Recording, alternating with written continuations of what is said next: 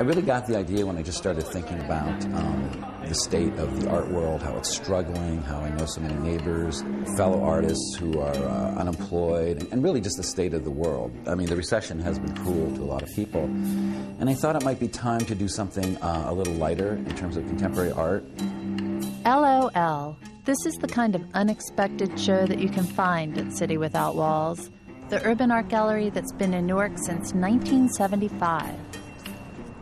10 different artists have work on display. There's art that's like the comics, art based on tweets, and a performance artist who calls herself Dr. Lisa. She's at the gallery tonight. I really mostly do this character where I'm a self-proclaimed psychotherapist, and I do psychotherapy on comedians, audience volunteers. I have a shrink office at my home, and I'm really good at sort of like giving out kind of, you know, telling what people are like and giving them advice. But tonight what I'm going to be doing, I'm going to be doing it live with the artists here. So I'm going to be looking at the art, and I'm going to be trying to decide what I think about the people's personality, the artist's personality, about from their work. He's not. His parents should be proud of him. So, also, another thing about David's work that I find particularly interesting is in the style that it's made, which is very, you know, like he has things crossed out and all, but it's very technically proficient, but he pretends that it's not.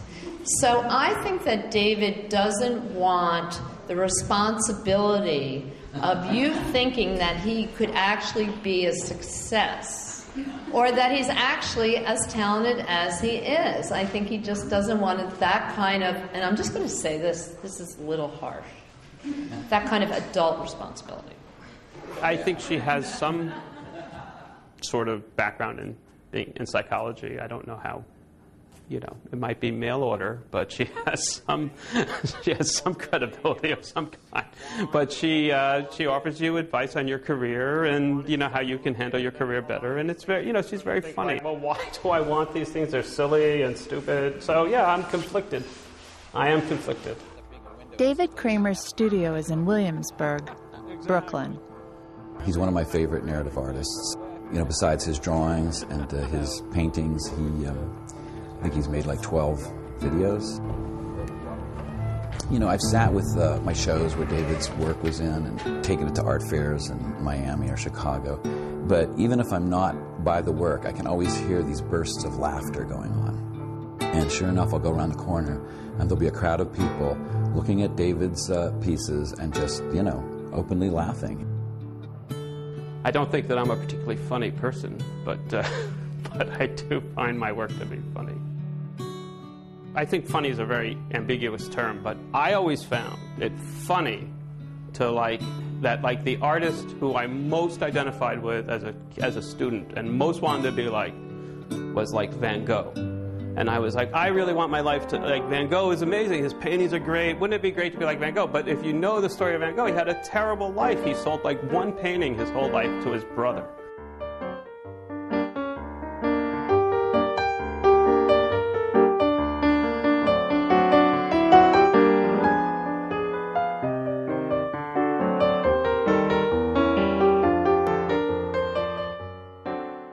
So I started to find the irony in that, and that is really what if you want to ask me if my work is funny, I would say it's more ironic or satire about my beliefs, about my desires that are and how they really stack up against reality. I guess I could say that a lot of the work that I do, the images and stuff, are culled from old magazines and advertisements. And you know, there's this whole idea that I'm always sort of after, which is like this elusiveness of these ads. And most of the ads that I look at are vintage. They're older ads from my childhood. And they're always like when I was a kid sitting around looking at my parents' magazines, I would always say, wow, this is what my life is going to be like when I become an adult. But my adult life is sort of played out in a very different form from the sort of ads that I see, which is always the seductiveness of like the cigarette ad or the, you know, the allure of the car ad or the liquor ad. And, you know, these are things that really you don't even advertise for anymore. Anyway, this is the secret stash here where I keep a lot of the images that I use for my source material, for my drawings.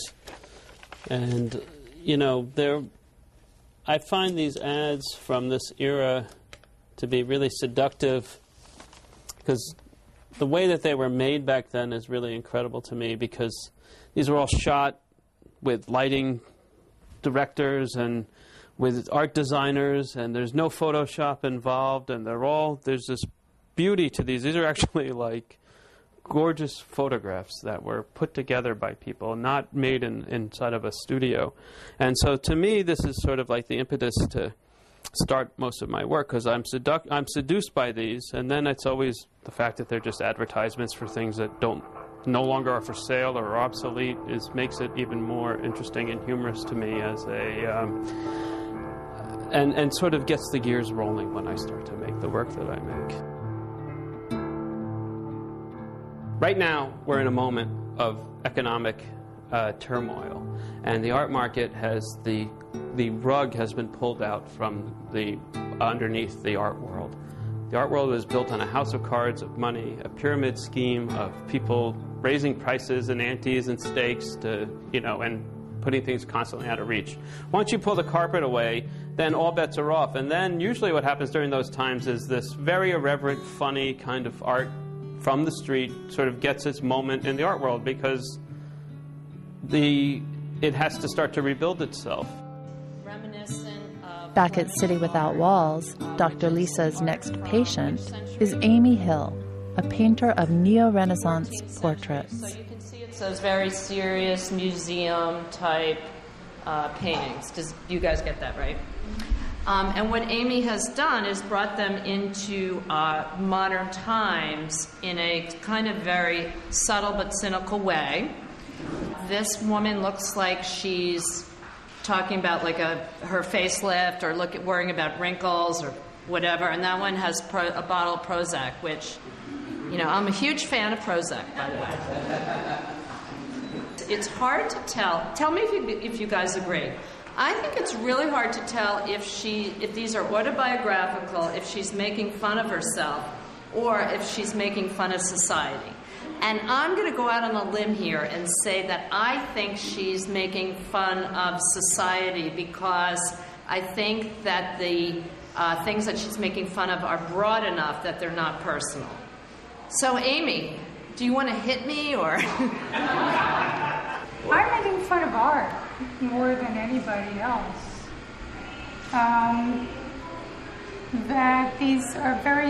That art is meant to be very serious, and I think it could be funny. It doesn't have to be serious.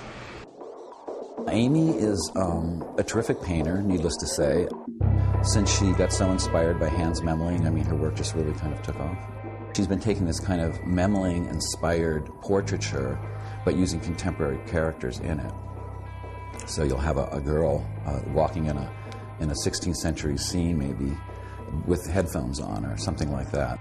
I started doing heavy metal guys. Like, I was reading a rock magazine. I'm into that kind of music. So I started reading heavy metal. I saw an image of a heavy metal guy in a magazine. I thought, this looks so Renaissance. You know, it was so beautiful. The long hair, the logo on the T-shirt. And I said, I just want to paint that, you know. So I painted a whole bunch of these guys, and like the uglier the better, because I was juxtaposing them with art, you know, like beauty and art, and then these heavy metal. I thought it was funny. And then the painting technique is called glazing, where you use thin layers of paint mixed with turpentine or medium. And you do very thin layers, then you let each layer dry before you do a new layer. That's why it takes so long. It takes months. The trouble with today is, like, people are wearing Gap clothing. In the old days, they had these huge collars. Did you ever see those paintings, like Rembrandt with the huge collars, or Frans Hals? And they, you know, ornate sleeves, like puffy sleeves, and, you know, upholstered-looking clothing. And today we have Gap, you know. So the only thing that decorates our clothing is logos, you know. It's really a nice little ornament. I mean, I would never wear anything.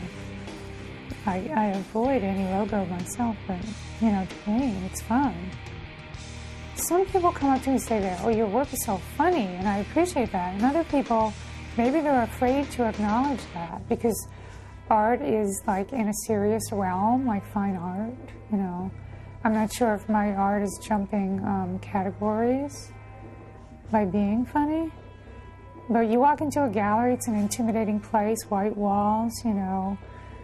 The gallery director, you know, is, you know, intimidating. And then when you try to do something funny, it's kind of not expected in that realm.